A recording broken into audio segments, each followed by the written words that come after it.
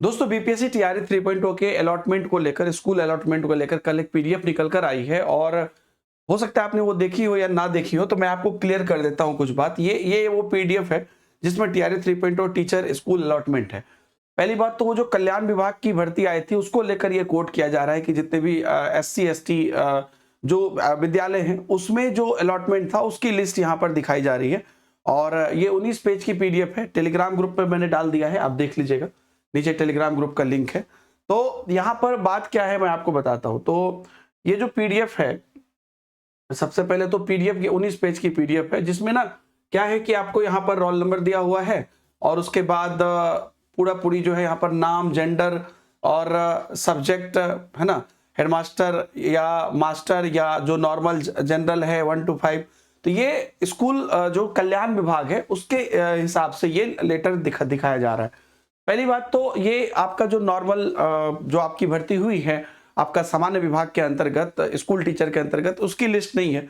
दूसरी बात कि कल्याण विभाग का भी ये ऑफिशियल है कि नहीं है इसकी अभी तक कोई सूचना नहीं है, इसलिए मैंने आपको यहाँ पर ग्रुप में डाल भी दिया था कि ये ऑफिशियल नहीं है। अगर ये ऑफिशियल होती भी है कल को तो ये कल्याण विभाग के लिए।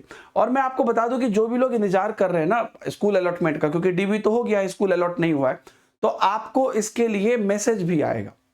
तो आप लोग अभी कुछ लोग कल से पैनिक हो गए हैं कि मेरा नहीं हुआ क्या, मेरा अलॉटमेंट नहीं हुआ क्या, मेरा डीवी हो गया था, मेरा रिजेक्ट हो गया क्या, मुझे मैसेज क्यों नहीं आया या मेरा लिस्ट कब आएगा।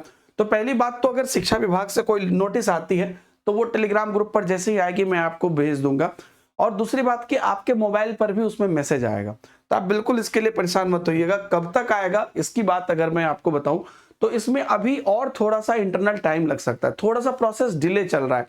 जैसा हम लोगों को उम्मीद था कि एकदम से 5-6 तारीख तक ये लोग डीवी करेंगे, उसके बाद हम खट खट एक एक चीज सब कुछ करेंगे, तो थोड़ा सा प्रोसेस डिले चल रहा है।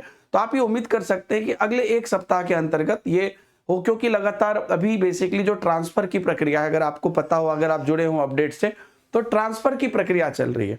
तो वो ट्रांसफर की प्रक्रिया होने के बाद जहां तक मुझे लगता है कि ये जो है अलॉटमेंट होगा, क्योंकि ट्रांसफर जब एक बार कंप्लीट हो जाएगा फिर उसके बाद किस किस जगह पे कहां पे क्या खाली है वो निकल कर आएगा, फिर रैंडमली होगा। और अभी ये सूचना है कि जो ग्रामीण क्षेत्र में है उसमें रैंडमली पहले आपको दिया जाएगा, फिर उसके बाद जो बाकी बचे क्षेत्र है उसमें होगा। हालांकि जो टीआरई 4 है उसमें ये सूचना है कि वो क्योंकि ग्रामीण क्षेत्र में लगभग अभी भी अलॉटमेंट हुआ था टीआरई 2 तक भी, तो अब जो टीआरई 4 होगा उसमें मेनली शहरी क्षेत्र में होगा।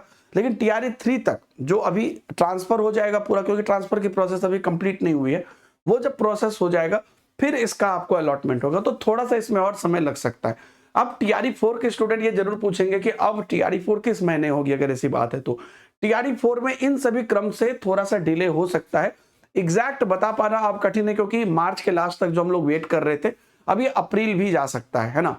ये आप लोग को भी सुनने में बड़ा बार बार ये लगता होगा कि सर फरवरी से स्टार्ट हुआ, मार्च हुआ, अप्रैल हुआ, लेकिन आप खुद ही देख रहे हैं कि कैसे प्रोसेस ये हो रही है।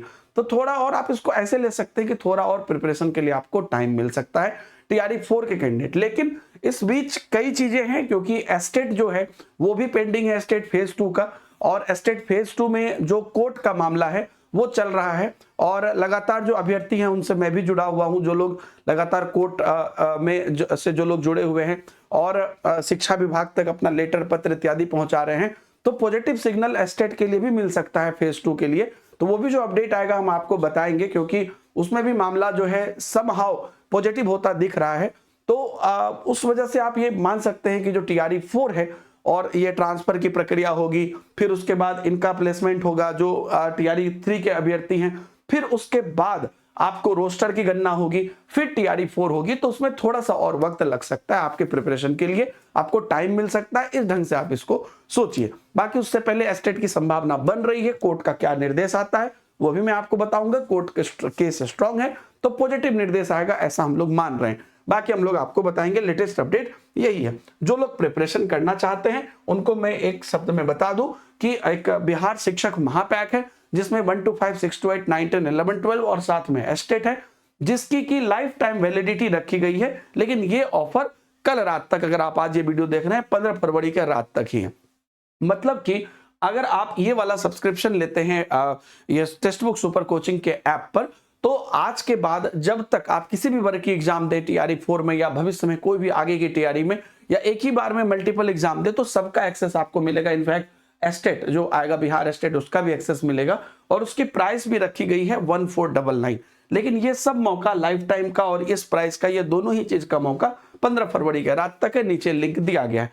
आप चाहे तो सेपरेट जो बैचेज हैं टीआरई के, उन बैचेज को भी आप अवेल कर सकते हैं। आप डायरेक्ट ऐप पर जाकर ये कूपन कोड भी इस्तेमाल कर सकते हैं, या पर्सनली अगर आपको मेरे से कोई बात करना हो कोर्स के रिगार्डिंग तो आप @दीपक हिमांशु सर्च करके, ये मेरा पर्सनल डीएम है, इस पे आप डीएम भी कर सकते हैं। मेरा रिकमेंडेशन है कि अगर आप मल्टीपल प्रिपरेशन कर रहे हैं तो आपको इसके थ्रू जाना चाहिए। हालांकि मल्टीपल जो अलग अलग एग्जाम्स हैं, Bihar, UP, KVS, NBS, EMRS, इसके लिए भी एक महाकुंभ पैक भी निकला है, वो भी 1699 में है 26 फरवरी तक, जो 24 मंथ की वैलिडिटी के साथ है।